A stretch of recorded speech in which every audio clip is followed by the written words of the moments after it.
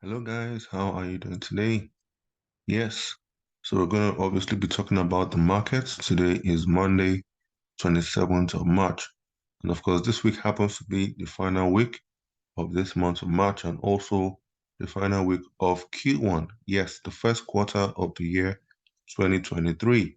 Yes, we're going to be looking at a few instruments, especially based on popular demand.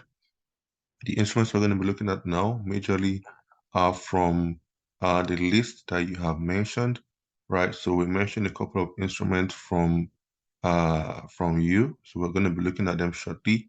Now, the first one we're going to be talking about is arguably the most traded instrument out there, which is the Euro USD, the fiber, right? But before we first of all jump into the chart, it's always good to look at what we have on the calendar to know whether there's going to be any volatility for whether the euro or the USD, or basically if there's going to be any volatility today that we need to be aware of that can easily affect the currency pair or the instrument that we're looking at.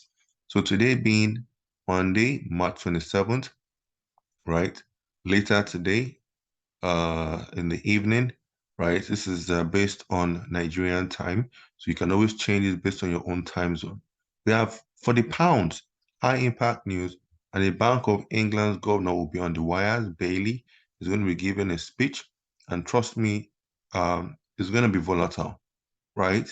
And then Tuesday also, I'm just showing you this on Tuesday, especially because we have pounds again. And the Bank of Ghana is also going to be on the wires again. So you know that there's something up with the pounds. So you need to be very careful as the pound is going to be volatile today stroke tomorrow, right? Tomorrow is for the dollar, right? So what we're going to do now is just go back to our chart since we've checked on the calendar and we've seen that the coast is more or less clear. So now looking at the charts, you can see that there's nothing today for euro and nothing today for USD. So we can just play the levels that we have. But even as we're playing the levels, you can see that these two levels are very tight.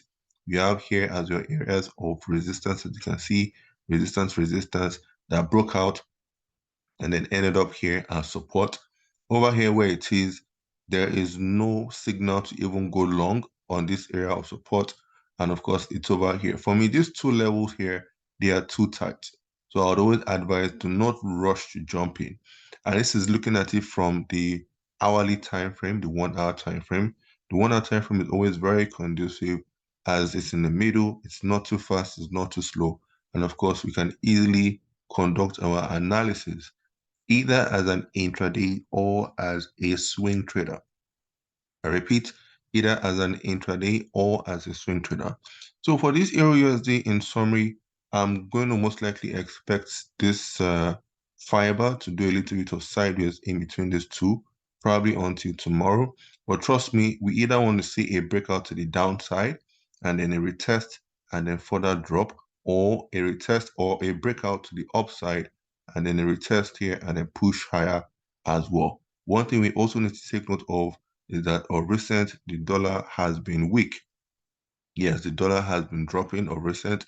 So we're looking at the dollar continuing in that directional bias, right? Then also, if you look at the GBP USD, we just looked at the calendar and we had GBP in the mix. So this is what we have over here for the GBP. You can see it has just come off this area here of resistance, support, acted as support, and then now acted as support on Friday. And now it's heading to the area of this area here, resistance that's acted as resistance and then support in the past. So what are we going to find over here? Now, if you want to enter the market over here, if you want to sell at this area here, then what you need to do is wait for the price action candlestick patterns. It could easily be like a bearish engulfing, a bearish hammer, bearish pin bar here, or whatever you use as your form of trigger. It could even be a chart pattern, whether it's a head and shoulders, because if you look very well, one could arguably say that this looks like a head and shoulders, where here is more or less like the left shoulder, then here is like the head, and then we have here as the right shoulder, right? Possible right shoulder. So one could easily say that this looks like a sort of head and shoulders pattern, left shoulder, head, right shoulder, and then you're looking for, your trigger to jump in here to take it back down and maybe even break out from here, retest, and then drop further down, right? And this is also prior to the news coming out later, right? For the pound. So you need to be careful with this as well. So now let's speed up, let's speed up, let's speed up. This is the pound USD, right? Just a few more that we're going to be looking at. The Bitcoin for now has been ranging, right? Has been super explosive. And people have also been calling for, oh, there's a bullish run now. But don't yet conclude that it's a bullish run, because once you cross over to the higher time frames, like the daily, as an example, you can see it's just a retracement of all of this down move that we had in 2022, right? But looking at this from the hourly, this is what we have here, looking like a bullish move, but then do not conclude as yet bullish. And that's why we always say, pay attention to the time frame that you're looking at the market from. So this area here, this range has to be taken out. Either it comes back to this point here, where we had this as resistance, acted as support. You see support also here. Don't forget, it's also known as an area, a level, or a zone. So if it comes back here, look for buying opportunities at this area here to take it back up, right? And take it back up past this area of consolidation. And then here cannot act as support and then push higher again. So it's all about understanding where is price, what is price doing there, and then most likely where is price going to. And you can also look at this with respect to whether it's going for a trend move or a counter trend move. We just showed you the aspect of a trend move over here, where we said we're expecting to come down to this point. You look for buying positions and then take it higher, because the trend is what? Because the trend is an uptrend, right? And this is for the Bitcoin. Don't forget, this is based on popular demand. So we're going to be doing this on a regular, if not every day, market analysis, strictly market analysis, to have an understanding of what's happening now. And of course, what we should be expecting in the market. So here is gold. Gold, you can see gold was similar, right, in a way. But the only difference now that for this gold is that it's in the middle of nowhere. You can see here was resistance, which later acted as support.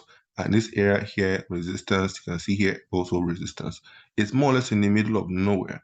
But if you want to trade this gold, you could either wait for the price to drop to this point over here, right, where you look for buying positions. And this is buying position because obviously it's with the trend trading. You can see the trend is up on this hourly time frame. Remember, we said the hourly time frame is our go-to time frame, and that's why most of the analysis we'll be doing will be conducted on the hourly, because you could easily use it for intraday or swing trading. And we're looking for longs over here to take it back up to this area here of resistance, right? And it could also from this point just push to this area of resistance, whatever the case might be, right? Always make sure that you know where your levels are. You've checked on the calendar to be sure that there's no news that can easily cause volatility in the market in that particular day, right? So that you are aware of whipsaw, you're aware of slippage, you're aware of spread increments, and a few other things that could occur during that period. So this is the gold, right? And then finally, we're going to look at the AUD USD. We're going to look at the AUD USD. And don't forget, this is by popular demand. So we're going to be talking about this more often. Whatever you request, we'll look at them. And if I have any opportunities, I would also talk about them. But today being Monday, Mondays are usually slow, and there's really nothing on the calendar as we saw, only the pound USD. So I really don't have anything much on the calendar, on the radar for today. Probably to tomorrow, then you have some other charts I'll look at, and I'll show you what I'm looking out for, so that we can take advantage of the charts together. So here is the Aussie AUD USD, which is also very similar to the Kiwi NZD USD as well, based on their movement. So we always do this based on our level support and resistance. If you know how I do my trading, it's always based on support and resistance. It's easy on the eyes because you can see all the levels of resistance, support, everything that's happened in the past. Here is support. You can see here has acted as support as it went up. Here too, support went up. Here, support went up, support went up. Here, resistance went down. You would always be able to see all this bunch of areas here, this one resistance, that even end up, you hear us say something about flip zone. right? Flip zones. Flip zones are what we call areas that have acted as support and resistance in the past. So here is a flip zone. As you can see, all these areas are flip zones, and price is currently in the middle. So for this AED USD, you do nothing. I always tell traders also that it's not compulsory to jump into trades every day. You wait for the market to come to you. At times, you might not get your first trade until Thursday, but then when you get your trade on that Thursday, right, it can easily cover up for the wait. And that's why traders need to exercise a lot of patience and, of course, a lot of discipline as well in the market. I repeat, traders need to exercise a lot of patience and discipline in the market.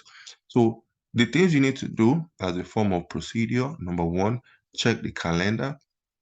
Make sure that the coast is clear based on volatility for that particular day. That volatility too also can work in your favor, but you need to check on it to be sure that you are aware that nothing crazy might happen during the day based on the news.